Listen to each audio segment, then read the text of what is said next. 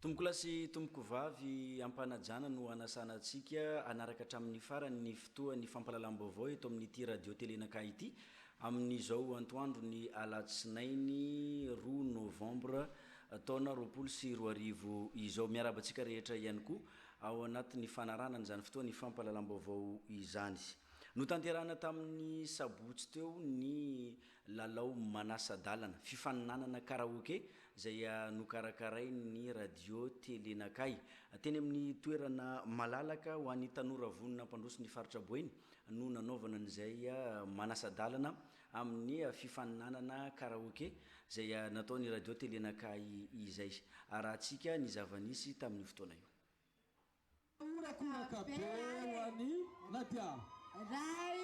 Bola tsiray roa telo kosa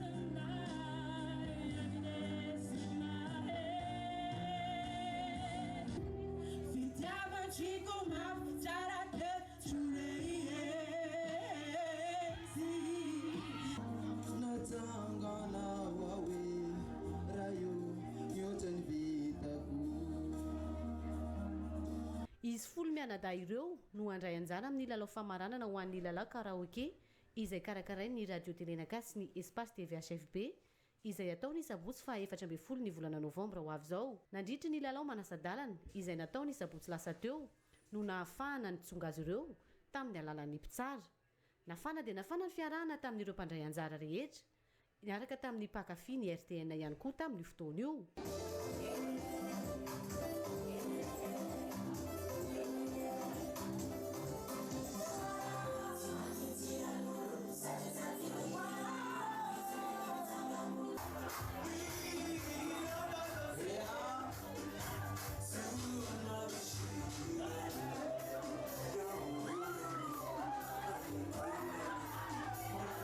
ny rtn sy ny espace tvhfb zay mbola tsy nandisy fanantenana antsika vahoaka ny mahajanga ka mitondra fisaorana ho an'ireo tonga nanatrika sy nandray anjara rehetra ary mbola manantena antsika rehetra anatrika ny lalao famaranana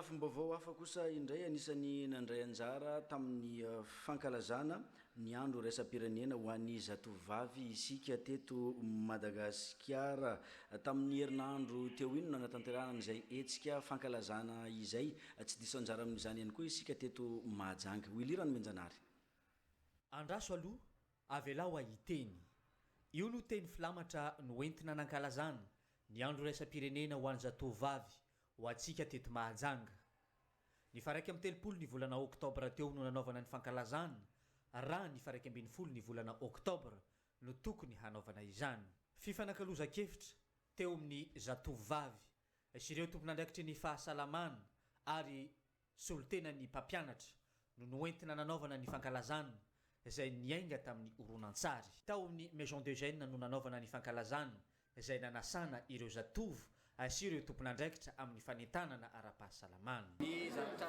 tena voizana teto zany dia aloha hevitra manao hoe andraso aloha aleo teny mahakasika an'izay indrindra dia mizana mena fahalalana sy fahaiza-manao rehetan'oleo ka nisy famelam-pidarana maromaro zay natao teto voalohany niainga tamin'ny fanavizavizavana ny politika firenena ho an'ny tanora ary aveo dia miroso amin'ny sampanesaka fahasalamana zay firenena tanora aorian'izay dia mijery amin'ny resaka fanabeazana indrindra ny mahakasika antonona izay nafahana nametiko mahakasika zany atao hoe zaony ankisa sy tamin'nytovavy indrindra ary miady amin'ny setra dia toatran'izay no misy fampiafasana olonatsara etsika anankiray izay milaza tantara-piainana tovavy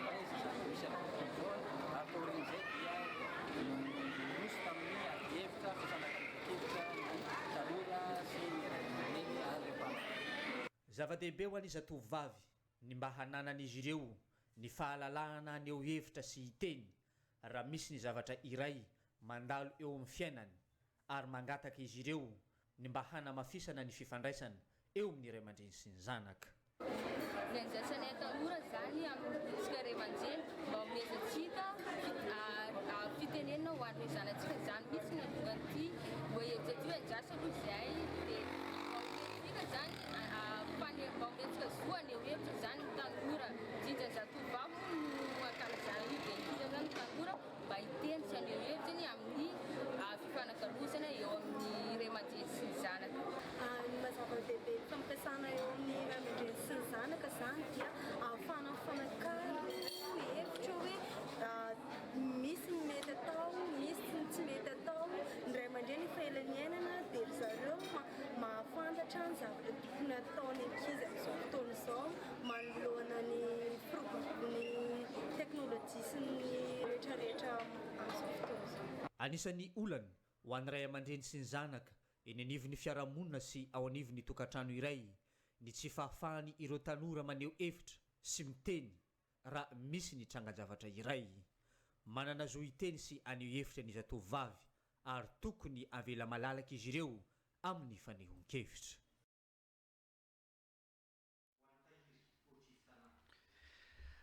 Vaovao avy ao amin'ny Haut-Tiv Tana ity fanadidina izay omenantsika manaraka ity, nisy ny fankalazana ny andro maneran-tany ho an'ny tahiry izay notanterahana ny farany herinandro teo iny, nisy ny hetsika moa izay nifandraika amin'izay fankalazana izay. Sitraka raha Harinjatova. Nankalazay ny Haut-Tiv Tana eto Mahajanga ny journée mondiale de l'épargne na ny andro maneran-tany ho an'ny tahiry. Isan'ny tondrana fankalazana tao anatin'izany ny fizarana ny loka ho an'ireo mpandray anjara nandresy tamin'ny taondasy. Nahitana mpandray anjara avokoa amin'ireo toerana misy ny Haut-Tiv Tana eto Mahajanga dia tao amin'ny distrikany Ambatoboeny, Marivoay, Mahajanga faharoa ary ny Mahajanga voalohany. Mazoto mandray anjara io mpikambana io hitantsika amin'izao fa arakaraka fandraisantsika anjara no mampitombo ny vitantsika.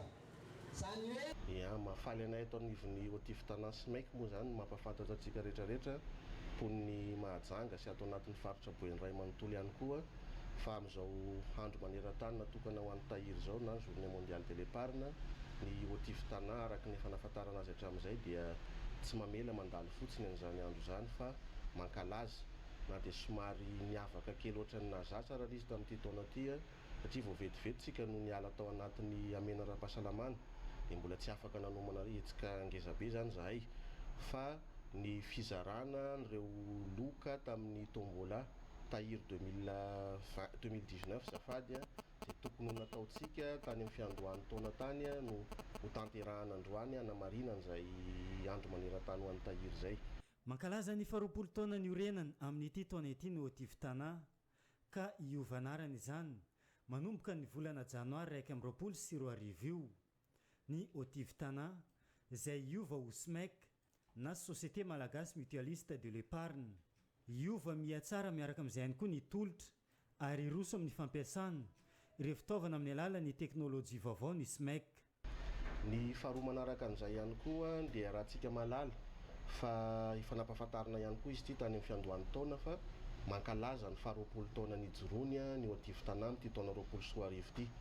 Maro moa ny fandaharam-potoana nieritreretina ho natao fa izy efa nresantsika teo hoe be dia be ny zavatra tsy nampoizina tamin'ity taona ity dia voatery zany nakisaka izay fankalazana izay ho any amin'ny fiandohan'ny taona 2024 kanefa tsy masakana zany ampahafantarina sahady antsika mpanjifa sy indrindrandrindra ny vahoaka ihany koa fa hisy hanarana vaovao ahafantarantsika ny Haut-Tiv Tana sy ho ampiasain'ny Haut-Tiv Tana manomboka amin'ny taona ho avy io ohatran'izay ihany koa ny loko famantarana sy ny teny filamatra ho lasa SMEC na Société Malagasy Mutualiste d'épargne zany no antsonany épargne crédit no antsonany Haut-Tiv Tana.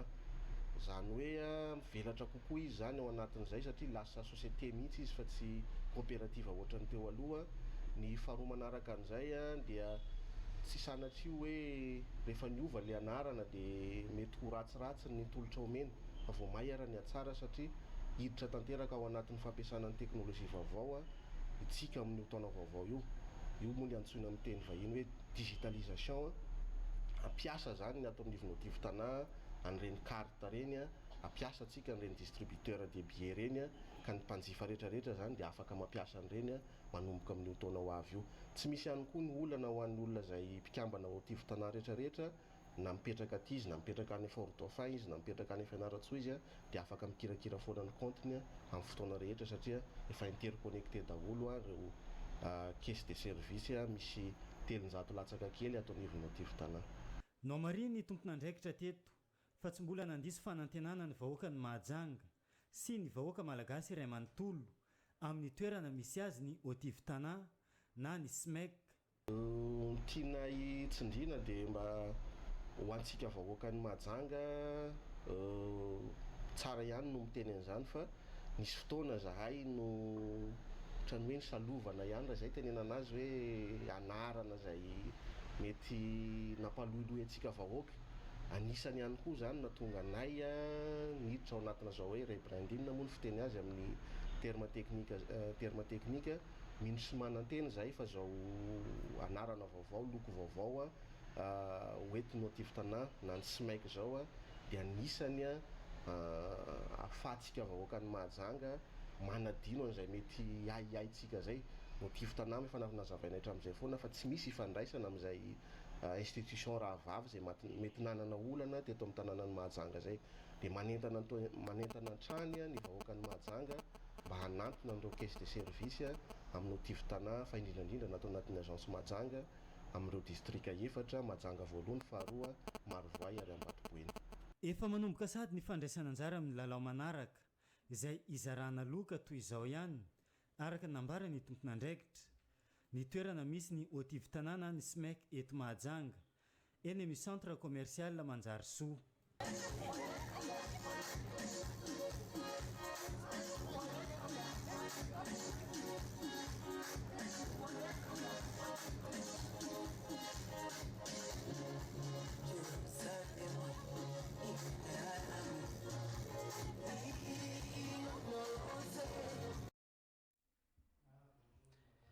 Zay zany niantsika no tanterahany avy ao amin'ny Haut-Tivitana tamin'ny farany herinandro teo iny izay notanteriny Alidora Kotorlala nahitsinao tany an-tokantrano avy hatrany fa raisitsika ny vahiny voalohany amin'ity vaovao eto amin'ny radio telenakay ity tonga mivahiny eto Ronald izay filohan'ny fikambanana fombafomba eto Mahajanga miarabanao tonga soa eto amin'ny fotoana fampiarahana. Ya, miarahaba ny namana Nise, miarahaba ny teknisiany rehetrarehetra atao amin'ny radio telenaka ary manaritra ny arahaba feony ihany koa ho antsika rehetra ny atokantrano any raha toa ka tratra misakafoana nareo dia mirara nareo azo tomana izay. Ronald, ianao ny filohan'ny fikambanana fombafomba. Inona moa zany fikambanana fombafomba zany? Ya, misaotra anao nametraka an'izay fanontaniana zay satria tena tsara fipetraka izay fanontaniana zay. Voalohany ny fikambanana fombafomba izay nafoizina zany hoe fombafomba fa ny tena izy fombafomba gasy sy fombandrazana. Zany hoe zany io fomba gasy fombandrazana io iarahantsika mahalala fa zava-manandanja zany amintsika malagasy ka zay zany nanaovana hoe anarany fombafomba. Mivohy ny fombandrazana zany ao anatiny dia inona ny tanjona nananganana azy ty? Ya, mazava ho azy fa natsangana ilay fikambanana mba hoentina ampitombo isan'ny ireo olona izay efa commence maniratsira, izay efa tsy manome asina ihany koa ary tsy manome lanja an'ity fombandrazana malagasy ty. Ka izay zany antony nijoroany eto an-tampon-tanànan'ny Mahajanga satria efa niforona izy io roa taona lasa zay tany any Andafy, any zany ny fondateur, any France, La Réunion, misy ihany koa ny any Mayotte. Zay moa fa manana présidente d'honneur anay zany i Mamichou na Tamaraty zay zany ny anarany. Dia efa misy ihany koa directeur général eto Madagasikara satria efa saika miparitaka manerana nosy zany le izy. Ka ny tanjona amin'izay zany mba hampirisika itsika taranaka aty afara mba hiverina hanome lanja sy ny hasiny izay fomban-drazana malagasy zay.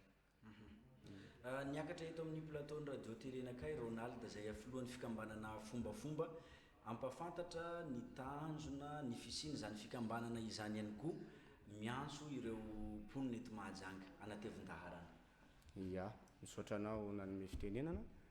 Voalohany zany tonga de idirako amin'ny resaka fanentanana satria voajoro voatsela zany izy ty eto tamin'ny tanànan'ny Mahajanga koa manentana atsika rehetra any an-tokantrano any na tanora na olon-dehibe na ray aman-dreny zany na zaza hoe tsy hoe zaza ohatranao fa tanora moa zany de fa afaka miditra anatin'ny fikambanana fa zava-dehibe ary maro ny tombontsoa mety ho hitany fa raha pitso ny fivoriana eny amin'ny plaque Barday Ampasika Maison des Jeunes zany manomboka amin'ny 2 ora sasany tolakandro ka manentana atsika rehetrarehetra mba ho tonga hamonjy ny fivoriana ka toy izao sahady zany zavatra ilaina ho an'izay liana amin'ity fikambanana tia mitondra sika certificat de résidence anankiray mitondra ihany koa sary tapaka anankiroa ary ny photocopie anakara-panondro anankiray ary indrindra isika mana talenta ohatra hoe mpitendry zava-maneno zay moa zany ny afantaran'ny be sy ny maro anay eto an-tanànan'ny Mahajanga mpitendry accordion accordioniste traditionnel ka zay zany ny tena entanina ho an'izay mana talenta na manjaitra anao na manana talenta anao amin'ny taly na amin'ny mampiaingo ihany koa zany fa tena ilaina betsaka reny zavatra reny amin'ny projet zay karakaraina tsy ho ela ka manentana atsika rehetra mba ho tonga hamonjy an'izay fivoriana zay tomboko lasy tomboko vavy. Rampitso amin'ny firy izy to de aiza fanamafisana fotsiny? Rampitso le izy amin'ny 2 sasany tolakandro any amin'ny Maison des Jeunes Ampasika Barday. Eny zany atsika no mifanena Rampitso. Ronald alohan'ny tena isarahantsika tsy misy ve ny laharana? Laharana miantso indrindra fa ianao filohan'ny fikambanana ho an'izay maka fanampanazavana. Afaka miantso avy hatrany zany raha vao miala avy eto amin'ny plateau de numéro antso atarby zany 032 86 030 86. Ya. 032 86 030 86 zay ny laharana ahafahana miantso ny filohan'ny fikambanana fombafomba.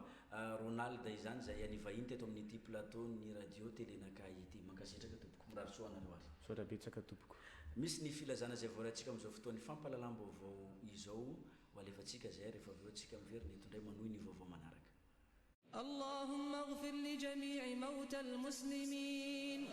Filazana manjo amin'ny alahelo lehibe no ampilazana antsika havana namana sy tapaka rehetra fa nodomandry ny sabotsy lasa teo tany Antananarivo i Momady Antohi Dishoma efa tonga eto Mahajanga ny razana ka andrasana ao amin'ny fokontany manga ao amin'ny tranony zokony pêcheur be anio tolakandro amin'ny 3 ora kosa ny fandevenany ka mialohan'izay dia isy ny vavaka fanaovam-belomazy ao amin'ny moské amin'ny Vilava.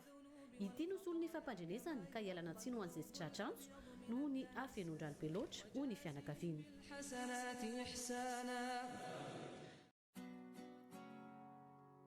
AFTP, Atelier de formation technique et professionnelle.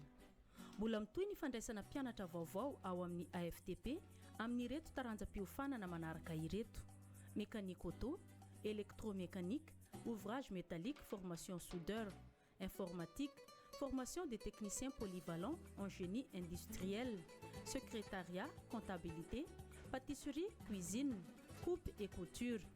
Vonjevonjeo ary fa voafetra ny toerana.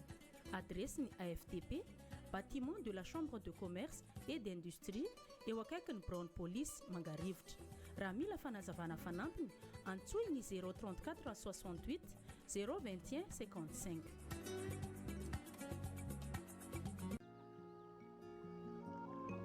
Ny association Marzatovy eto Mahibibikely dia mampandrentsika jiaby fa misokatra indray ny fisoratana anarana amin'ny fianarana zaitra, mampianatra antsika ny zaitra rehetra na ho an'ny lehilahy na ho an'ny vehivavy, indrindra moa fa ny coupe sy ny couture, ary koa ny finition amin'ny fomba tsotra nefa tena mahomby. Tonga dia pratika avy hatrany no atao fa tsy misy lesona be intsony, koa na dia tsy nianatra firy azy ianao afaka ny hahay tsara.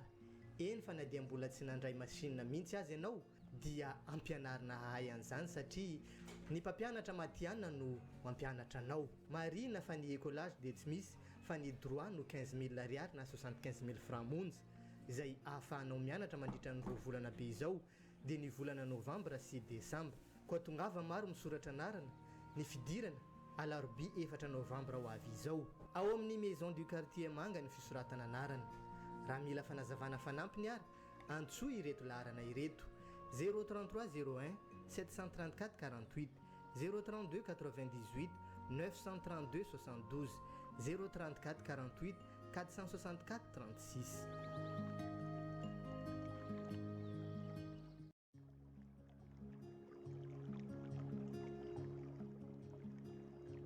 Noho ny fangatahany be sy ny maro ny sefokotany an-tany masaja dia mandamina kory maimaim-poana fianarana teny frantsay sy anglisy.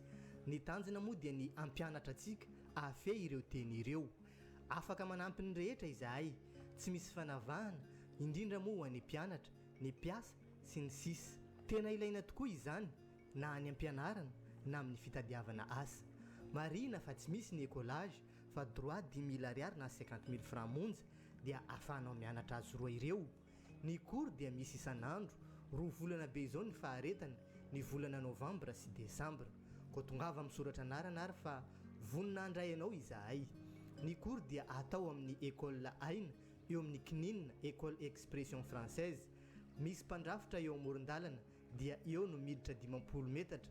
Miala avy eo dia ahita ilay sekoly. Koa afaka atao ny misoratra anaranao ho an'izay liana na manatona eny amin'ny Bron Fokotany an-tany masaja. Ny manao ny filazana dia ny sefo Fokotany an-tany masaja Ramarzatovo Gaston. Fidirana alakamisy 5 novambra ho avy izao. Fanazavana fanampiny raisinao amin'ny ireto laharana ireto: 033 01 734 48 032 98 932 72 034 48 464 36.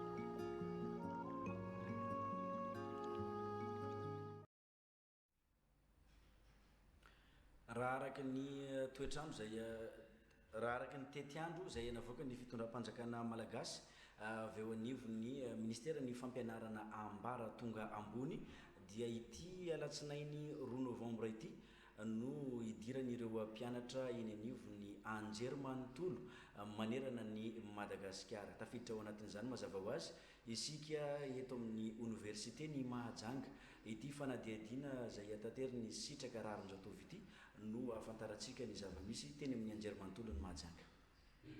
Natomboka tamin'ny fananganan-tsaina ny taom-pianarana vaovao ho an'ny université ny Mahajanga. Niarahana tamin'ireo mpitarika nyity anjerimanontolo ity isy ireo mpianatra. Ny faharoa ny volana novambra mantsy no tetiandro napetraka ny ministera idirana ho an'ny université rehetra eto Madagasikara. Tonga nanotrona izany ny filohan'ny université ny Mahajanga. Ka ny fantatra antsika moa zany androany ny fotoana natokana ny fitondram-panjakana anombohana ny université 2019-2020 eran'ny Madagasikara. Ka nanatanteraka zany université ny Mahajanga amin'ny alalan'ny salitorakoa androany miaraka amin'ny mpianatra maro, ny mpampianatra, ny mpandraraha eo amin'ny université ny Mahajanga. Nampitaina tamin'ny mpianatra tamin'izany moa dia ny mbola eo ny coronavirus, ny mesure barrière sanitaire rehetrarehetra dia mbola tokony hoajaina hatrany. Dia ny universitaire dia somary fohy enim-bolana, 7 volana ka mila vonina, mila milamina mba ahafahana mahatanteraka zany fianarana izany.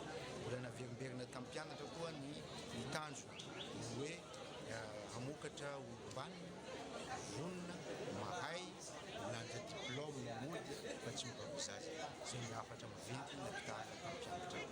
Ya, ny anombohana anazy moa zany amin'ny 16 20 misy événement roa atao eto Mahajanga, ninahitra université Mahajanga zany mitondra hodi-dolo ny université de Madagascar miaraka amin'ny rahaministra anatanteraka ny rentrée solennelle. Dia mitohy amin'izay ny université d'été zay événement scientifique koa mitondrana ny valom-pikarohana fitataka amin'ny université Mahajanga sy eran'ny Madagasikara. Tetsekilan'izay dia tonga maro ihany koa ireo mpianatra nanatrika ity fanokafana tamin'ny fomba ofisialy ny taom-pianarana vaovao ity izay nanambara fa efa vonina hianatra tokoa amin'izao fotoana izao. notre rentrée, alhamdoulilah, on voit que tout va bien, il n'y a pas de problème. Le prof nous a pris nous a pris en considération et tout le monde voit que cette rentrée, ça va nous apporter de bonheur, Inch'Allah. Et aussi, on pense qu'on devrait nous suivre aussi les disciplines qui sont inscrites ici parce que tout est en propre maintenant et on nous a dit aussi de prendre les mesures barrières. Donc on va essayer de respecter ça et que Dieu nous protège, Inch'Allah, à tous.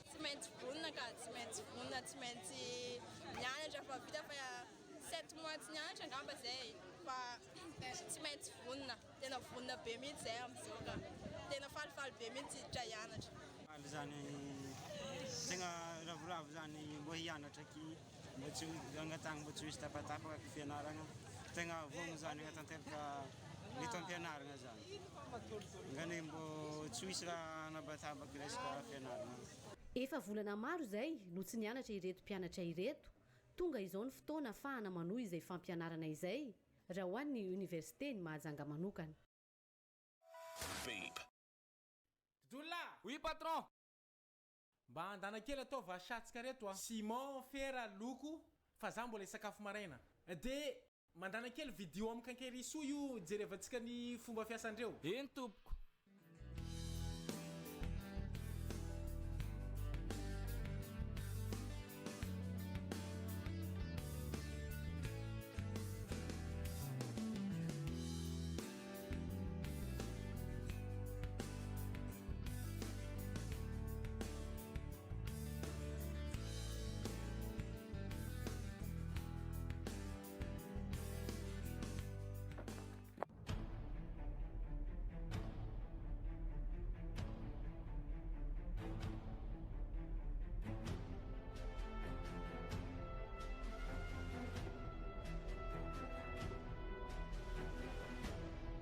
Zany dia rivetivety zany e.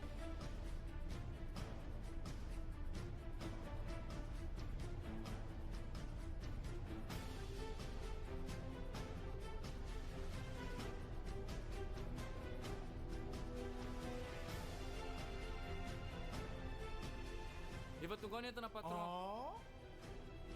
Sahady ve? Eny tompoko. Salama tompoko. Allô? Avy aty amin'ny kankerisoa ihany miantso. Voray ve le entana? Ya, efa tongatka. Ahoana ny fahitanao ny service-nay mahafapo anao ve? Tena rapide be. Misaotra anao ary. Andao jerentsika hoe.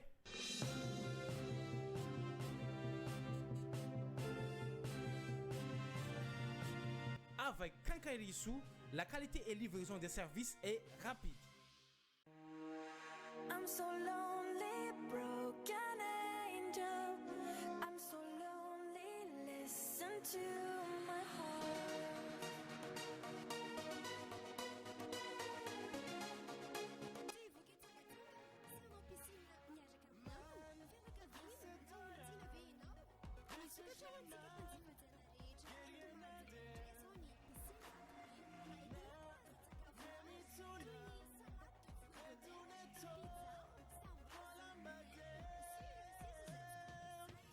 I'm so lonely, broken angel. I'm so lonely, listen to my heart.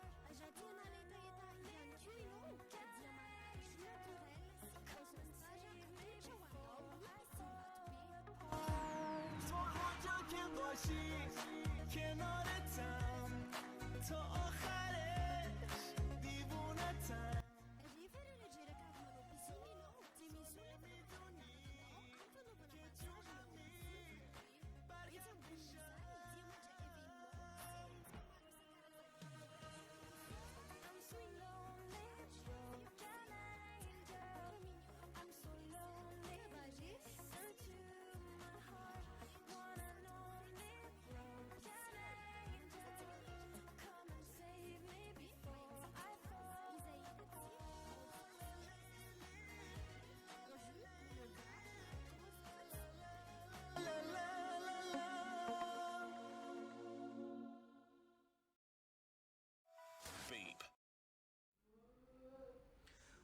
amizay alafo ny fampianarana ho an'ny ambaratonga ambony zay hatrany tamin'ity alatsinainy 2 novembre ity ihany koa no nanaovana ny fionana voalohany amin'ireo mpianatra vaovao sy ny tompona andraikitra eo amin'ny sampy ampianarana UTAM eny amin'ny anjerimanontolo ny Mahajanga. Fantatra ihany koa fa amin'ny fahasivy ny volana novembre izao no anombohan'ny fampianarana. Judith Rakotovao. Ampahafantarina an'ireo mpianatra vaovao andranto fianarana eto amin'ny sampam-pianarana UTAM na Institut Universitaire de Technologie et d'Agronomie de Mahajanga eto amin'ny Université Ambondrina ireo tombotsoa azony amin'ny fianarana amin'ity sampam-pianarana iray ity. Ireo sehatra sarobidy eto amin'ny firenena no ianarana eto toy ny fambolena, ny fiompiana ary ny tontolo iainana. UTAM zany Institut Universitaire de Technologie et d'Agronomie de Mahajanga. Zany hoe zany io zany agronomie misy eto amin'ny faritra Boeny ka misahana ny sampam-pifanana anaky efatra izy io. Misy ny environnement, misy ny élevage, misy ny pêche aquaculture ary misy ny agriculture. Zany hoe ireo sampam-pifanana efatra ireo dia avokavoko ny firenena. Zany hoe mifanana reo ankizy ireo mba ho matianina afaka hiatrika asa avy hatrany raha ohatra ka mivoaka ato amin'ny fampiasam-pifanana agronomie eto Mahajanga. Ka noho izany entanina zany isika rehetrarehetra na ny ray aman-dreny na ny mpianatra izay ny ray aman-dreny moa raha mananjanaka ato amin'ny UTAM, ny mpianatra moa izay mianatra ato mba anaraka an'ilay fepetra sy ny discipline izay misy ato amin'ny sampam-pifanana satria ny targetran'ny agronomie na sampam-pifanana misy ato zany dia hoe amokatra olona vanona, amokatra olona ilain'ny firenena mba afaka miatrika asa avy hatrany amin'izao taona iainantsika izao. Afaka miatrika asa avy hatrany ny mpianatra mahavita fianarana eto amin'ny UTAM Université ny Mahajanga ary misy ny fiara-miasa amin'ny sehatra maro amin'ny fampiarana. Raha ny fiara-miasa amin'ireo mpiara-mombonantoka dia tena misy dia misy koarbetsaka mihitsy satria tsy teny afa-tsy ny hoe ohatra zao pêche miara-miasa amin'ny environnement, ny CDCI sy ny namany. Ny environnement raha malala fa ny sampam-pifanana ao amin'ny DRED dia miara-miasa amin'ny UTAM ihany koa.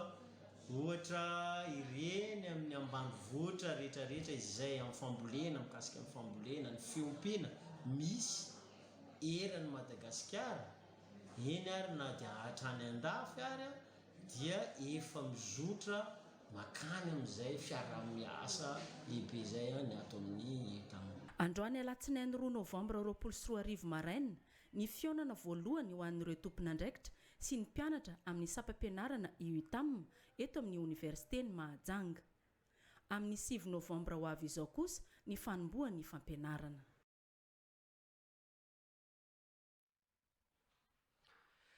Vahiny faharoa raisitsika amin'izao fotoana fampahalalam-baovao izao ry zareo avy ao amin'ny Association des Artistes Taratry Boeny. Eto ny filoha-lefitry n'izany fikambanan'ny artiste Taratry Boeny izany Kader. Anif Kader no vahintsika eto eo ihany koa Dex izay mpanakanto mikambana amin'ity Association des Artistes Taratry Boeny ity. Misy ny tsara ho fantatry ny vahoaka ny Mahajanga fa indrindra ny artiste namana ny antony akarana an'izao plateau izao. Miaraba tompoko. Ya miarabanao moa zany namana anisy ary koa miarabantsika jiaby any atokantrano izay mijery anay amin'izao marandraindraigny alatsinainy izao. Tonga eto moa zany izahay matoa tonga manana hoe zany zava-baovao ka efa nisy moa zany fivoriana izay hoe zany le nataonay membre ao anatin'izay artiste ny Taratry Boeny tamin'ny Asabotsy nanapana ny hevitra lehibe moa zany dia hoe aleo mba hanao fetina rosazy moa zany nataonay titre anazy io satria tsara ho marina zany fa association ny artiste Taratry Boeny tamin'ity 24 ty moa zany izay nitantany amin'ny président Eric Sava zay vao nahazo an'izay récépissé taratasy ma ara-panjakana anazy zay.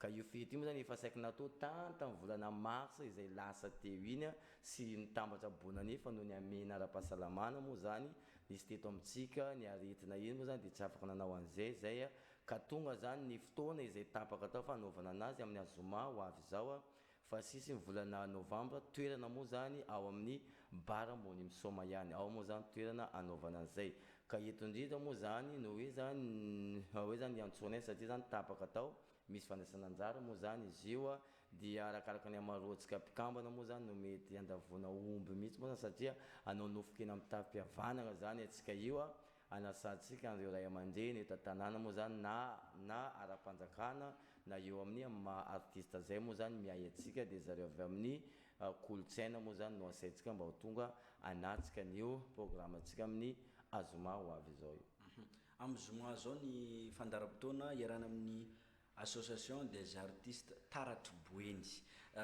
mikambana ao anatin'izany dex zay hitondra fanazavana ianao hoe ahoana ny votoatin'ny fandaram-potoana atsika mandritry n'le lanonana dex ia faly miaraba atsika mpanaraka tsy tapaka vaovao eto amin'ny RTN fandaram-potoana moa izy fa nazavazavany namagna kadera teo igny zany amin'ny zoma io manomboka maraina zany misy fisakafoanana misy koa zany fiarahana misotrosotro ary artiste jiaby tafiaraka moa eo tsy maintsy misy raha magneno fogna zany ao misy raha mitohitohy maro fa fanentanana zany ataoko amintsika jiaby membre agnatin'ny taratry miboeny ho an'izay mbola tsy navoaloha zany cotisation indrindra ma cotisation mafikambanana zay karaha io koa zany mbola tsy navita taratasy ara-dalàgna mampikambana anazy io zany ka igna zany atsika jiabijiaby anantogno manomboka zotiky dia fanampon'izay koa moa larobia io zany manomboka amin'ny 18h30 koa zany mbola misy fivoriagna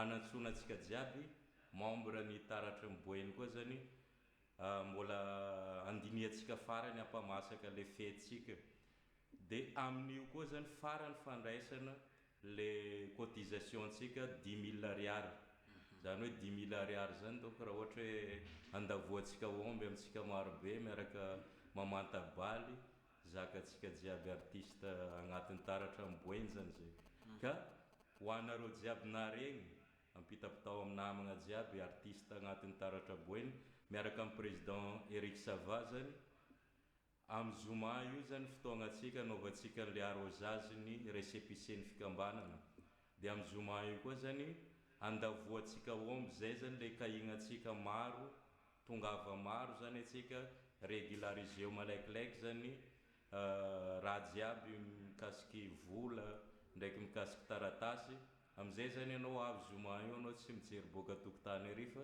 mba tafiditra miravoravo miaraka amin'ny artiste jiaby kadera zay afiloha levitry ny fikambanana manamafy an'izay fandaram-potoana zay dia le izy ve tsy maintsy le ao anatin'ny taratry boeny ihany no tonga amin'ny fotoana io sa misy any koa ny artiste zay mbola tsy tafikambana ia misazabetsaka anao moa zany namana anisia izy io moa zany fety ho an'ny mpikambana ao anatin'ny artiste ny taratra boeny azavako eto moa zany fa mampikambana anao dia na voalohany droit sy ny hoe zany cotisation isam-bolana izay hoe zany dia fomba fidiranao aminay moa zany mbola tsy tara anao raha toka hoe lina anao te hiditra amin'izany fikambanana taratry boeny zany mbola afaka mandray anao zany zay nandroany ka hatramin'ny raha pitso ariva amin'ny nora sasany farany dia fomba fidirana moa zany dia mitondra ny photocopie karapanondra na craie raha toka efa ampitoana anao efa tsy ampitoana moa zany dia mitondra copia dia mitondra ihany koa zany sary-tapaka anankiroa miaraka vola 10,000 ariary zay zany ny alohanao dia mahazo karatra mampikambana anao dia afaka mamonjy ny fety izay tao amin'ny azoma io fa raha tsy mikambana fa na hoe artiste fotsy fa raha mbola tsy mikambana anao dia afaka raisinay anao fa tsy afaka mamonjy an'io fety izay taonay amin'ny zoma io fa ho an'le mpikambana ara-dalàna manana bady zany no hoe zany asainay mba ho tonga amin'io rehetrarehetra io ka amafisiko indrindra moa zany ho an'le hoe zany fivoriana farany amin'ny alarobia ho avy zao fa efatra ny volana novambra ho avy zao moa zany amin'ny nora sasany hiantsona anareo atsika membre rehetrarehetra mba tonga hivory ao amin'ny moni misoma amin'ny nora sasany ao zany andiniantsika ny fety io satria andoky atsika mety amonomby atsaraka avao fa arakaraka ny amaroantsika ny afahantsika andova zay omby zay fa sanatitsika olona 5 foana nefa ina omby anankiray dia zay mety avadika atsika ondrikondrika nefa afahantsika no manao ny sakafo be dia be mahakasika an'izay ka tongava maro atsika ho an'ny artiste rehetrarehetra ny fetsika amin'ny azoma ho avy zao ka amin'ny alarobia zao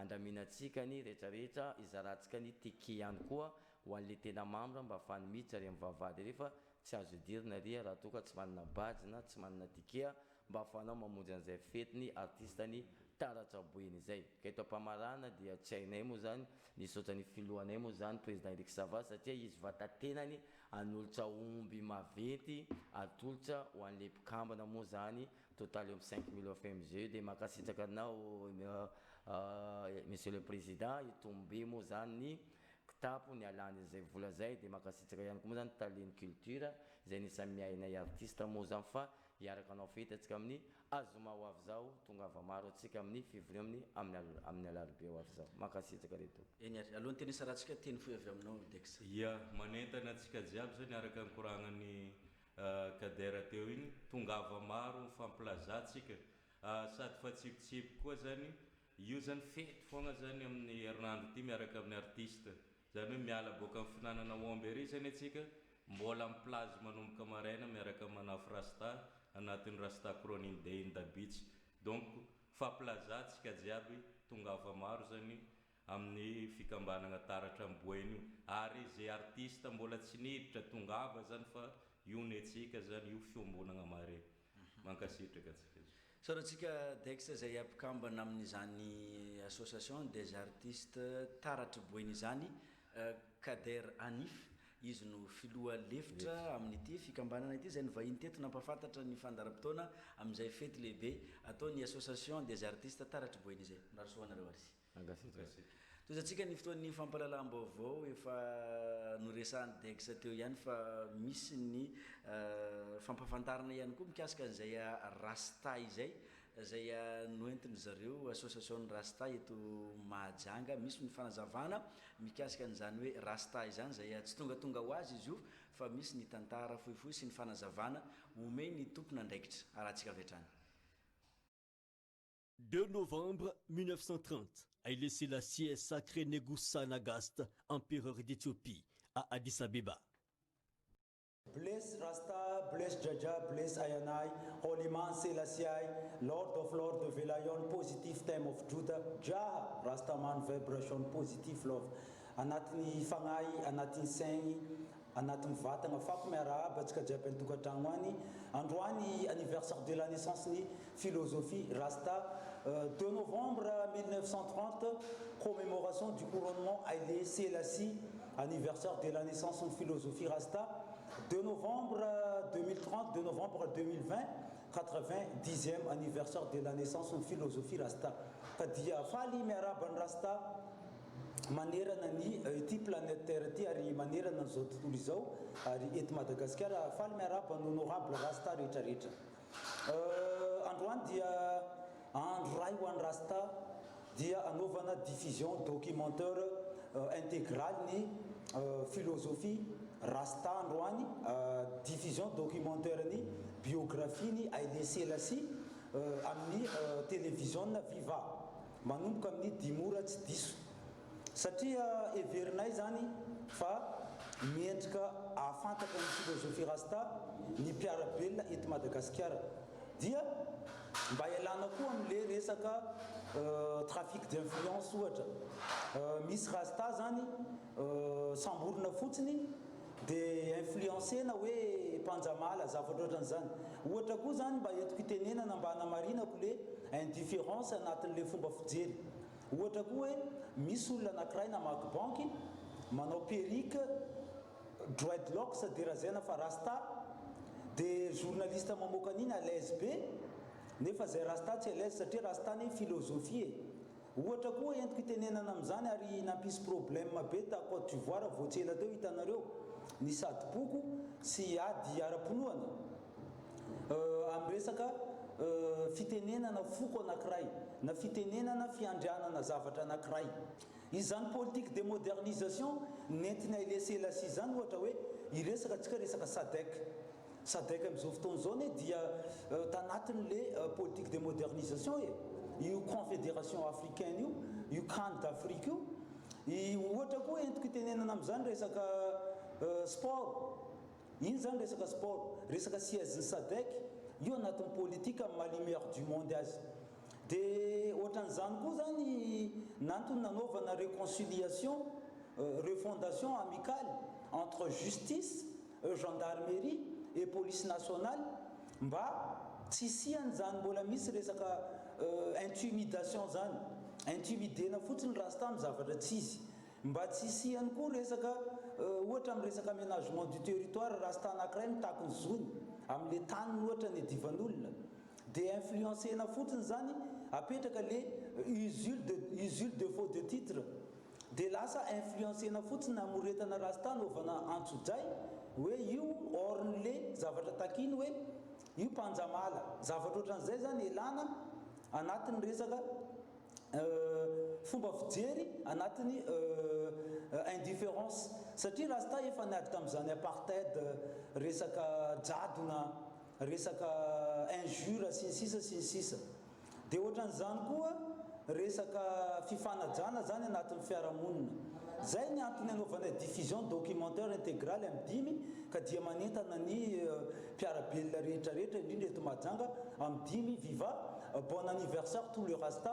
Lord of Lord bless rasta tiana tongavana eto zany hoe ny finoana rastamanina eto a Madagasikara ary manerana an'izao tontolo zao entanina atsika zay rastamanina lava volo na tsy lava volo mba anana famatorana discipline ny atao hoe ny famatorana ao anatin'ny vatana anankiray ny mpanabe dia miteny ihany izy fa ny vatanao dia manatanteraka ho tsatsanao ve le tanjona fa ny lalana lavitra dia atanina atsika rehetra rastamanina tsy akanavaka mba akalazany izay fakalazanany lesilasi amin'ny 5 ora amin'ny viva télévision ravavy rehetra sorana atsika rehetra. Mila loko aloila ve ianao? Miaraka amin'ny Micalac ny Orlac tanterao ny fanirinao anaingo saina tsara ny ao atokantranonao ary koa ny asa momba ny loko sahaninao loko fampiasa anaty sy ivelan-trano fampiratiana amin'ny rindrina ampiasao ny loko Micalac ny Orlac voafehy tanteraka ny kalitao miaraka amin'ny Orlac. Orlac, osez la qualité. Distributeur exclusif de la peinture Orlac. Fibasom, le prix, le choix, la qualité.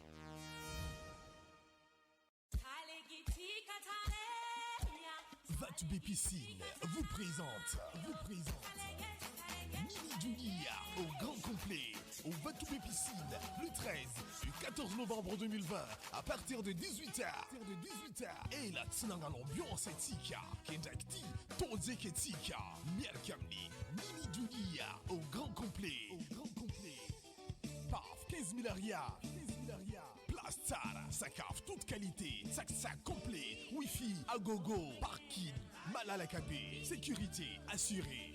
Azadine programme le 13 et 14 novembre 2020. Commencez tic à 18h ambiance tic Mini Dunia au grand complet au Vatubé Piscine Facebook Vatubé Piscine officiel partenaire Heidi Son et Limer Zara Sono.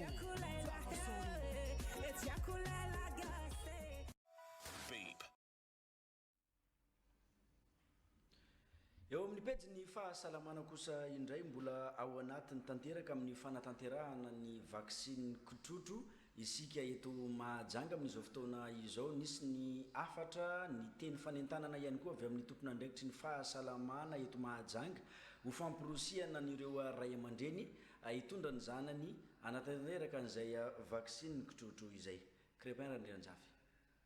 Tsy marisika amin'ny fanatanterahana ny vaksiny ady amin'ny kotrotro ho an'ny zanany ny ray aman-dreny fa indrindra reo renim-pianakaviana izay mikarakara ny zanany io no fantatra taoriana ny lalonana fanokafana tamin'ny fomba ofisialy ho fanatanterahana ny vary faharoa. ny zavatra olazaina amintsika zany dia ambara reo lay reny eto taptanàna fanamafisana efa nahay zareo satria tsika nanao an'ilay lancement officiel ny fanaovana an'ilay vara 2 ina moa ny vara 2 ny vara 2 dia vaksiny efa fatatsika ihany vaksiny ataotsika teo aloha tamin'ny fahasivy volan'le zaza nefa ny zava-misy hita tamin'ireny fotoana reny fa mbola nisy an'ilay valana retina kotrotro teto taptanànatsika ary namono olona maro be zay ary tsy misy mbola tsy adinontsika izay satria voatsela no nandalovan'izay ny tiana ambara zany hoe fa naninona nasiana vara 2 dia ho fanamafisana n'ilay hery fiarovana ao anatin'ilay vatan'le zaza dia nasiana io vaksiny vara 2 ny vara 2 dia vaksiny kotrotro izay natao tamin'ny fahasivy volana ihany no iverenana atao indray aty amin'ny faha 5 volan'le zaza ka hatramin'ny faha 13 volan'le zaza alohan'ny faharoa taonan'le zaza zany no anaovana an'izay tokony ho feny ary manomboka eto zany dia rehefa mialehibe any amin'ny afaka 3 taona na ohatr'izay dia manao an'ilay ina moa raha ampiditra an'ilay carte de vaccination an'le zaza zany tsika reny dia tokony efa hita taratra ao fa raha tsy hita taratra ao dia ho sahirana tsika rehefa ampiditra mpianatra rehefa avy eo iny zany dia karazana ataontsika hoe ambin-javatra fa ny tena zava-dehibe amintsika dia ny zanatsika vita vaktiny zava-dehibe amin'ny fiarovana ny fahasalaman'ny zaza ary afaka miaro amin'ny sian'ireo aretina maro hafa ihany koa izay tokony azony zaza ny fahavitan'ny vaksiny miady amin'ny kotrotro eo amin'izay indrindra no mahatonga ny tompona andraikitry ny fahasalamam-bahoaka eto amin'ny distrika ny Mahajanga voalohany manentana ny renim-pianakaviany hitondra ny zanany mba hatao vaksiny eto zany dia manentana ary mbola manentana ary tsy reraka zahay mitona antsika jiaby ndao re andeso atao vaksiny ny zaza manomboka izy voateraka jusqu'à amin'ny alohan'ny faha taona indray zany no vaksiny farany reo vaksiny reo dia zavatra vidiana lafo reo tena lafo tsy ho voavidintsika ary tena tsy hisy vita vaksiny donc zanakatsika reo raha ohatra ka hoe ho vidiana io fa ndao diny mbola misy an'ireo mpiara-mombonantoka izay afaka manampy atsika dia mahatonga an'ilay vaksiny ho vaksiny bojo dia ndaontsika anao an'ilay vaksiny marina fa maimaimpona ny fanatanterahana ny vaksiny atao ady amin'ny kotrotro izay vaksiny azo avy amin'ny mpiara-mombonantoka amin'ny Madagasikara miditra amin'ny tapany faharoatsika amin'ny famakinan'ireo filazana اللهم اغفر لجميع موتى المسلمين filazana manjo amin'ny alahelo lehibe no ampilazanantsika havana namana sy tapaka rehetra fa nodimandry ny sabotsy lasa teo tany Antananarivo ny Momady Antohi Dishoma efa tonga eto Mahajanga ny razana ka andrasana ao amin'ny fokontany manga ao amin'ny tranony zokony pêcheur be anio tolakandro amin'ny 3 ora kosa ny fandevenana ka mialohan'izay dia isy ny vavaka fanaovam-beloma azy ao amin'ny moské amin'ny vilava ity no solony fampandrenesana ka hialana tsino ho an'izay sy tratrantso noho ny afenondraly be loatra hoy ny fianakaviana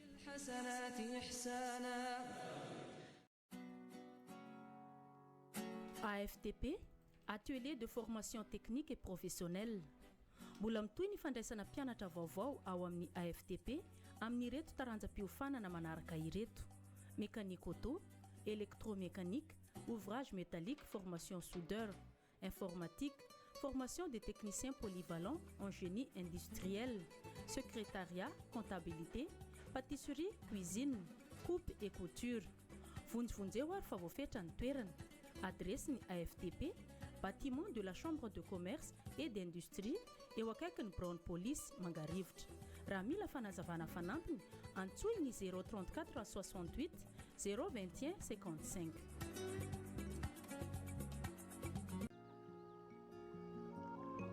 Ny association Marzatov eto Mahibibikely dia mampandrentsika jiaby fa misokatra indray ny fisoratana anarana amin'ny fianarana zaitra, mampianatra antsika ny zaitra rehetra na ho an'ny lehilahy na ho an'ny vehivavy, indrindra moa fa ny coupe sy ny couture, ary koa ny finition amin'ny fomba tsotra nefa tena mahomby.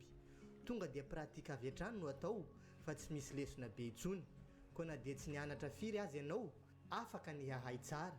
eny fa na dia mbola tsy nandray machine mihitsy azy ianao dia ampianarina hahay an'izany satria ny mpampianatra matianina no mampianatra anao. Marina fa ny écolage dia tsy misy fa ny droit no 15 000 ariary na 75 000 francs monja izay ahafahanao mianatra mandritra ny 2 volana be izao dia ny volana novambra sy desambra.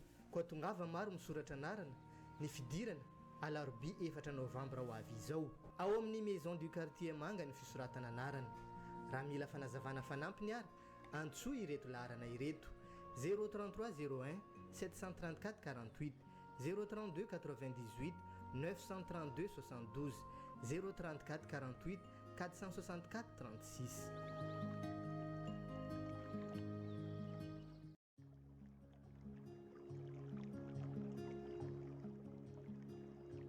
Noho ny fangatahany be sy ny maro ny sefokotany an-tany masaja dia mandamina kory maimaim-poana fianarana teny frantsay sy anglisy. Ny tanjona moa dia ny ampianatra antsika afe ireo teny ireo. Afaka manampy ny rehetra izahay, tsy misy fanavahana, indrindra moa ho an'ny mpianatra, ny mpiasa sy ny sisa. Tena ilaina tokoa izany na any ampianarana na amin'ny fitadiavana asa. Marina fa tsy misy ny écolage fa droit 10 000 ariary na 50 000 francs monja dia ahafahanao mianatra azy roa ireo.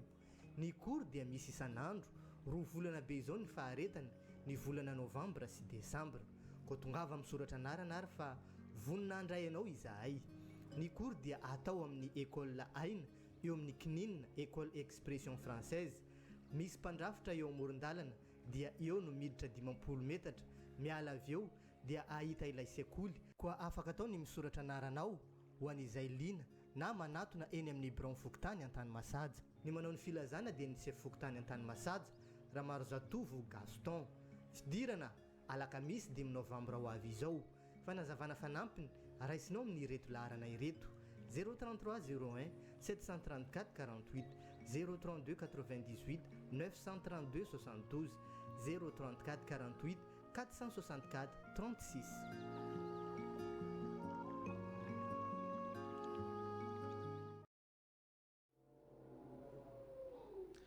Eo amin'ny tontolo ny varotra kosa indray nosokafana tamin'ny fomba ofisialy tamin'ny sabotsy teo ny braderie izay akarakarainy ao amin'ny centre commercial Dame de Cœur Center eto Mahajanga.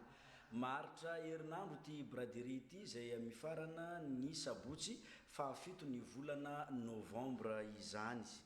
Misy entana maro samihafa hita mandritry n'izany braderie izay ao an'ny Dame de Cœur Center izay. Sitraka Ramazatovy. Imasaka be miaraka amin'ny centre commercial Dame de Cœur Center ao anatin'ny herinandro be izao. Misy ny fihenam-bidy goavana manerana ireo toeram-pivarotana ao amin'ity centre commercial ity izay ahitana ny karazana akanjo maro samihafa natao an'ny olon-drehetra, ny kiraro, ny resaka firavaka sy ny maro tsy voatanisa. Maro ireo box hita ao amin'ny centre commercial Dame de Cœur Center. Ya, efa nanomboka tamin'ny asabotsy teo moa zany ny braderie atao amin'ny Dame de Cœur Center dia efa betsaka ny olona izay mitsidika sy ny vidiny sy nanjifa ny zavatra atao amin'ny centre. Misy zavatra be dia be ao, misy article ho an'ny zazakely, ho an'ny olon-dehibe, ho an'ny olona salatsalana ary ho an'ny olona efa somary efa zokidzokiny.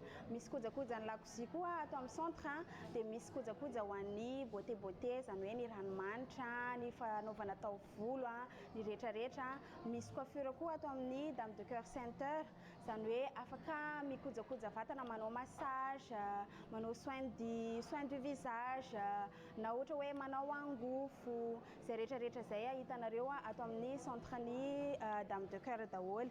Misy resaka décoration ana trano izany hoe misy mandalo ihany le izy, izany hoe ohatra ny lay na rideau na montre murale, reny hitanareo atao amin'ny centre daholo. Misy mampiavaka anazy ny centre dia ny boutique Katanay ohatra izay marque exclusivement Katanay. Zareo zany ny manao distribution an'ny produit Katanay eto Majunga zareo ireo ihany. Misy bijouterie ohatra ny hoe Sam René vao miditra eo amin'ny varavarana dia misy anazy. Dia misy ihany koa ny produit Longreach izay tsy adinontsika. miaramiasa amin'ny rokandro koa zahay izay manao produit naturel zany hoe vita amin'ny zavatra maniry eto Madagasikara daholo ny zavatra atolotra zareo miaramiasa amin'ny laboratoire IMRA ohatra ry zareo dia amin'ny vidiny mora dia mora mandritra nyity braderie ity zay zavatra izay. Izay rehetra mividy entana ao amin'ity braderie ity nanomboka ny sabotsy teo dia misy ny tombola azahoana fanomezana avy amin'ny centre commercial ka mbola manahitana ny vahoaka ny mahajanga tsy ankanavaka. Ny tombola ho an'olona rehetrarehetra izay mandray anjara mivantana zany hoe rehefa mividy zavatra n'aiza manomboka etsy ivelany hatramin'ny box ambony indrindra any amin'ny deuxième étage dia mandray anjara mivantana amin'ilay tombola amin'ny asabotsy izao ny fisarihana dia ataonay direct ilay izy izanay atao direct zany dia mahazo misy loka be dia be, misy t-shirt, misy parfum, misy satroka, misy sac, misy robe de mariée dia misy boutique ohatrany hoe air boutique ao amin'ny box numéro 6 manome tolotra manokana koa izy akoatran'izay tombola izay. Ny fanentanana mifarana amin'ny le 7 zao le braderie nanomboka tamin'ny asabotsy izy manana herinandro be zao tsika ahafahantsika manjifa ny zavatra rehetrarehetra ato amin'ny centre commercial Dame de Cœur. Misy an'ilay formation izay afaka jerevantsika miaraka amin'ny Charmel formation mora dia mora ilay izy par module mandalo fotsiny izy eto dia ararotintsika mankafy boutique ao ihany koa efa tsy zoviana amintsika ny zavatra ataony mankafy boutique ohatrany hoe mividy tennis iray mahazo iray maro tsara be ny zavatra ny entiny ny centre commercial koa tsy hoe braderie ihany dia misokatra fa nanao réouverture après an'ilay confinement dia efa misokatra ho antsika rehetrarehetra ny centre commercial Dame de Cœur dia tongava fa tsy hoe androany ihany na hoe mandritra ny braderie ihany misy zavatra mora fa ny entana ato amin'ny centre dia mora ihany koa tsy mila makany Antananarivo fa ato amin'ny centre ihany dia fa afaka manjifa an'izay zavatra rehetra izay. Tsy ny centre commercial Dame de Cœur Center ihany nefa no manao izao tombola izao fa misy ihany koa ireo box manao ny azy manokany eny Mangarivotra akaiky ny polisy no misy ny centre commercial manomboka amin'ny 9 ora maraina ny fandraisany ary tsy mifarana raha tsy ny hariva. Eo amin'ny pejy ny fahasalamana kosa tompoko lasy tompoko vavy dia isy ny fandidina heriny maimaim-poana zay fandidina faobe moa izy ity tanterahina eto Mahajanga zay karakarainy ramatoa solombavam-bahoaka ny Madagasikara voafidy teto amin'ny distrika ny Mahajanga voalohany raha Antanirina Lalao na i député Nina no afantarantsika azy. Efa misy ny fisoratana anarana ny fandraisana olona zay anatanteraka n'izay fandidina heriny maimaim-poana izay eny amin'ny trano finenany ity solombavam-bahoaka ny Madagasikara ity. Crépin Randrianjafy.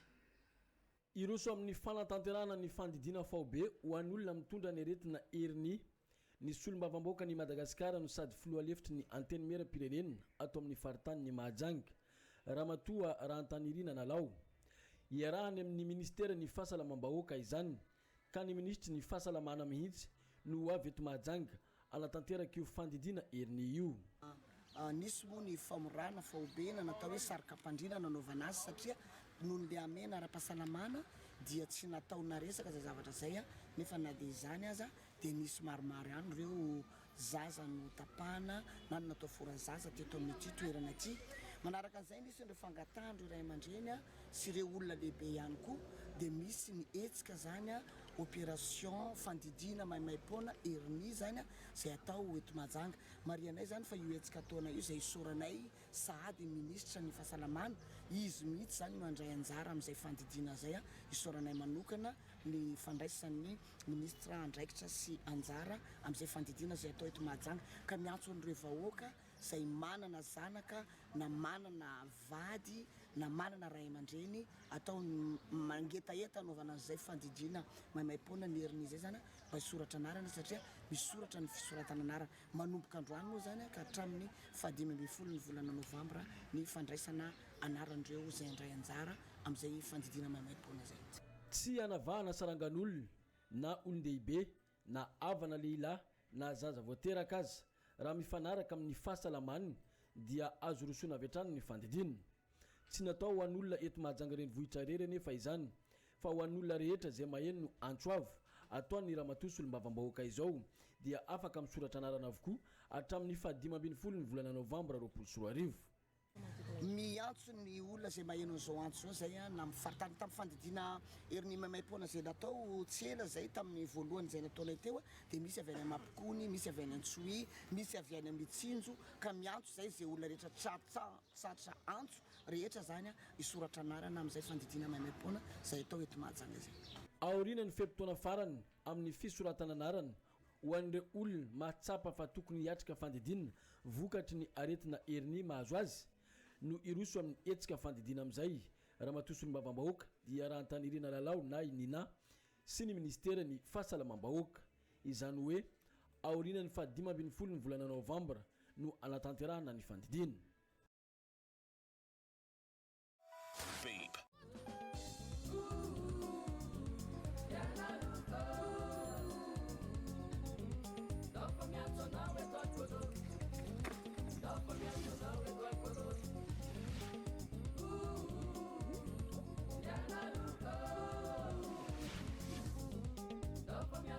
Étoile Color, loko vita malagasy, ilay manome loko ny fiainanao. Misy ny loko rehetra ilainao ary hitanao manerana ny nosy. Étoile Color, loko mateza manamora ny fiainanao. Fa miazakazaka amin'izao fotoana izao ny fametrahana ny rodoben'ny mpanohitra ato amin'ny faritany Mahajanga. Taorian'ny tany amin'ny faritry Sofia dia nisy ihany koa ny fametrahana an'izany rodoben'ny mpanohitra izany tao amin'ny faritra Betsiboka. Crépin Randrianjavy. Atsika amin'ny teny zao efa tafitsanga somatsara koa aty amin'ny faritra Betsiboka. Itododoandray zay any amin'ny faritra Melaky. Rehefa vita io zany tapitra ny fametrahana ny rafitra rehetra atao anatin'ny province-ny Mahajanga. Tsy eo zao fantatra vahoakany Mahajanga zany programme nasan'ny RMD maty Mahajanga ary soran'Andriamanitra fa itoyin'izay zany tolona anakaiky ny vahoaka hary RMD maty ny province-ny Mahajanga dia tsy aneky velively zavatra ataon'ny mpitondra fanjakana indrindra ankilabao amin'ny province-ny Mahajanga. Hitatsika moa zany tamin'ny kabarin'ny corona reny enimbolana ny corona tsisy nitosika fameno tsisy mivatsinjo tsisy zavatra fijerevana vahoaka. Atsika amin'ny teny zao hitanareo moa ny lalana reny simba maro vahoaka sahirana fanjakana dia mavandy mandainga zany zavatra toeriny RMD mato amin'ny province Mahajanga. Ka noho zany dia vahoaka amin'ny province Mahajanga alohantsika hiaraka contre zavatra atao fitondra fanjakana atatananantsika makasitraka to. Ny mamaika dia tsotra, ny mamaika fitiavana tanindrazana ary ny mamaika fanoerana zavatra atao fitondra fanjakana amin'ny vahoaka tsy mandadoary itatananany Mahajanga. Tsy anaraka ilo mbiendozy zay satria nametraka amin'ny fitopisana tamin'ny fanendrenana izy ary dia misy somatoky zay eto amin'ny faritra Betsiboka fa tsy ho latsa-danja ary tsy emitra amin'ireo tolona zay tsy maintsy ho atao hoentina anafana zao firenena zao. Dia mahazo matoky anareo zany mahazo matoky io ny filoha zay atao hoe filoha national n'izao RMDM zao fa ho avy zay tsy hijanona raha tsy tafita ny tolona dia mirary atsika rehetrarehetra zany mba samy haharitra fa ny tolona misy fitenenana manao hoe ny valala azo hono tsy azo raha tsy andrinilitra dia samy mba andrilitra daholo tsika ary samy haharitra hatramin'ny farany.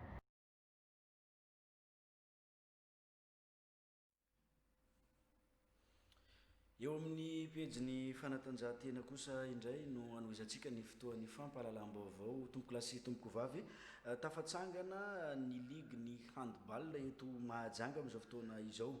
Nisy araka izany ny fifaninanana natao nanomboka tamin'ny farany herinandro teo iny.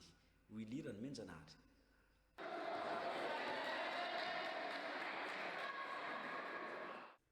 Kluba misa sivy no mandray anjara amin'ny Coupe de la Ligue ho an'ny handball izay tanterahana amin'ny complexe sportif eto Mahajanga.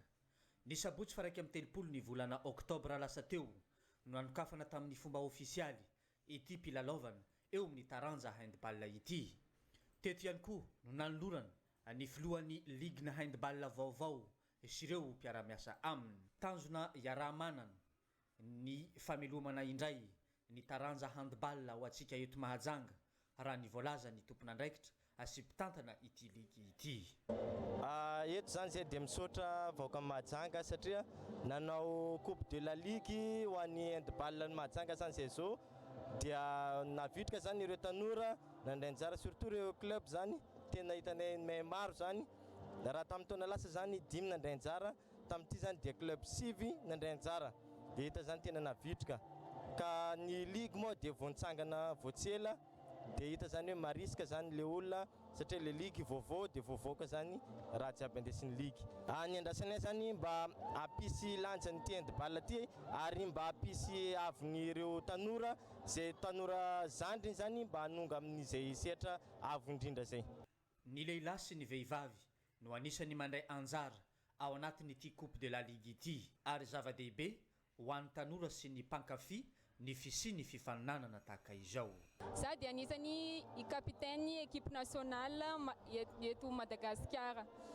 Ny mazava-dehibe ny manao sport dia antsika mahita tanàna maro sady mivoatra kokoa zany le sainantsika sady mahay mifanerasera amin'olona maro. Manentana antsika tanora jiaby na lahy na vavy hiditra amin'ny sehatry ny fanatanjahantena satria nahitako vokatsoa zany tao amin'ny fanatanjahantena. Fitantanana vaovao no apetraka ny mpitantana ny ligue na handball eto Mahajanga raha ny nambaran'izy ireo ary mangataka tolo-tanana ho an'ny malala-tanana sy ho an'ny tanora mba ahafahana mampiakatra avoavo kokoa ny lentany handball eto amintsika. Mbola eo amin'izay apenjy ny fanatanjahantena izay hatrany eo amin'ny tontolo ny baolina kitra kosa indray nanao fanambarana nangataka ny any amorana ny lalaon'ny ekipa pirenena malagasy sy Côte d'Ivoire ny mpanazatra Nicolas Dupuis mpanazatra ho an'ny Bariany Madagasikara. Wilirano Menjanary hatrany. Misavorivory ny any Côte d'Ivoire amin'izao fotoana izao tsy hitondra ny mpilalao any an-toerana ny mpanazatra ny Bariany Madagasikara Nicolas Dupuis raha ny nambarany tamin'ny onjam-peo frantsay RFI tamin'ny farany herinandro lasa teo. Anisan'ny antony nandraisany ity fanapa-kevitra ity ny tsy fahafahana mivoaka ny faritry ny La France 70 amin'ireo 20 andrafitra ny Bariany Madagasikara no ao amin'ny faritry ny La France amin'izao fotoana izao ary mbola tsy natana vahaolana ny fomba fivoahan'izy ireo no ny La France ao anatin'ny fiobohany hatramin'ny voalohan'ny volana Desambra ho avy izao. Ny ao Côte d'Ivoire kosa nanatanteraka fifidianan'izy ireo tamin'ny faraiky amin'ny 30 ny volana Oktobra lasa teo miamafy ny savorivory politika any an-toerana amin'izao fotoana izao. Izany indrindra no antony nahatonga ny mpanazatra ny Bariany Madagasikara nanao ny fangatahana sy ny fampafantarana tamin'ny CAF amin'ny tokony hanemorana ny lalao iaonany Bariany Madagasikara sy ny elefanta izay saika ho atao ny 12 ny volana Novambra sy ny 17 ny volana Novambra ho avy izao. Andrasana araka izany ny fanapa-kevitry ny CAF manoloana ny zavamisy ao Côte d'Ivoire sy ny mety fanohizana ny fifantsanana ho an'ny kanina 2020. Na eo aza izany efa avonina ny tompon'andraikitra avy eny anivon'ny fédération na malagasy ny baolina kitra andray ny Côte d'Ivoire efa nisy ny fijerevana ny kianja ny barikadimy ao Toamasina andraisana ny lalao ary efa vonina ihany koa ireo tompon'andraikitra izay mikarakara ny fahasalamana ady amin'ny coronavirus eny anivon'ny tontolon'ny fanatanjahantena eto Madagasikara. Paraingo mipetraka araka izany ny mety havitany na tsy ny fiaonana eo amin'ny Bariany Madagasikara sy ny Côte d'Ivoire amin'ny andro voatondro ny 12 sy ny 17 ny volana Novambra ho avy izao. Iverenantsika ny famakina ny filazana sy ny tsara ho fantatra amin'ity fotoana ny fampalalam-baovao ity. اللهم اغفر لجميع موتى المسلمين. Filazana manjo amin'ny alahelo lehibe no ampilazana antsika havana namana sy tapaka rehetra fa nodomandry ny sabotsy lasa teo tany Antananarivo ny Momady Antohi Dishoma efa tonga eto Mahajanga ny razana ka andrasana ao amin'ny fokontany ny manga ao amin'ny tranony zokony pêcheur be anitolakandro amin'ny telora kosa ny fandevenany ka mialohan'izay dia izy ny vavaka fanaova-meloma azy ao amin'ny moske amin'ny vilava ity nosolo ny fampandrenesany ka hialana tsino ho an'izay sy tratrantso noho ny afenondrano be loatra hoy ny fianakaviany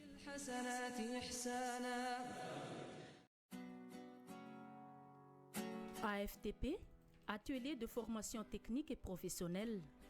Mbola mitohy ny fandraisana mpianatra vaovao ao amin'ny AFTP amin'ny ireto taranjam-piofanana manaraka ireto: mécanique auto, électromécanique, ouvrage métallique, formation soudeur, informatique, formation des techniciens polyvalents en génie industriel, secrétariat, comptabilité, pâtisserie, cuisine, coupe et couture.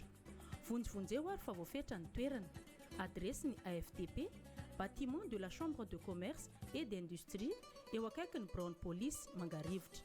Raha mila fanazavana fanampiny, antsoiny 034 68 021 55.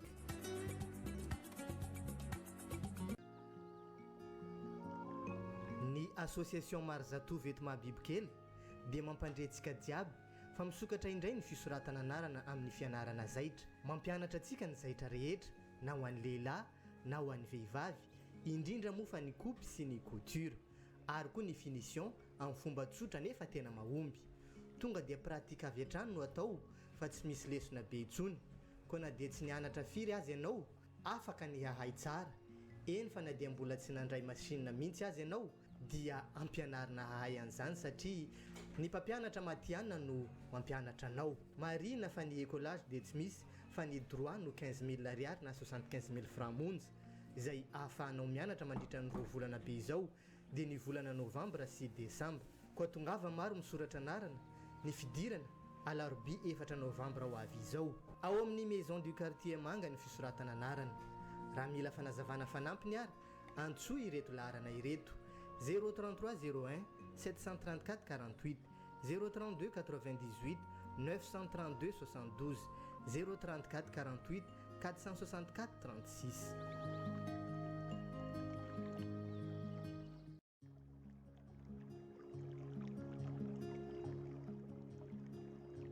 Noho ny fangatahany be sy ny maro, ny sefokotany an-tany masaja dia mandamina kory maimaim-poana fianarana teny frantsay sy anglisy.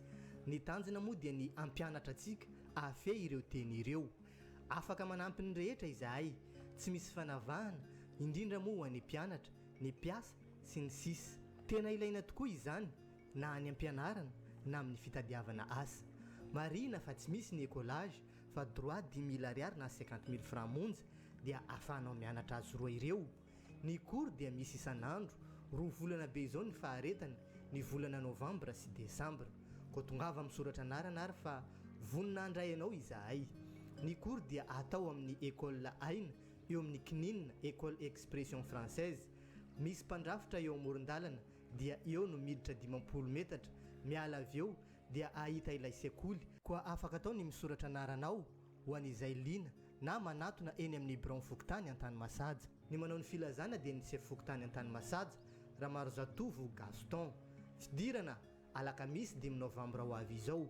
Fanazavana fanampiny raisinao amin'ny ireto laharana ireto: 033 01 734 48, 032 98 932 72, 034 48 464 36.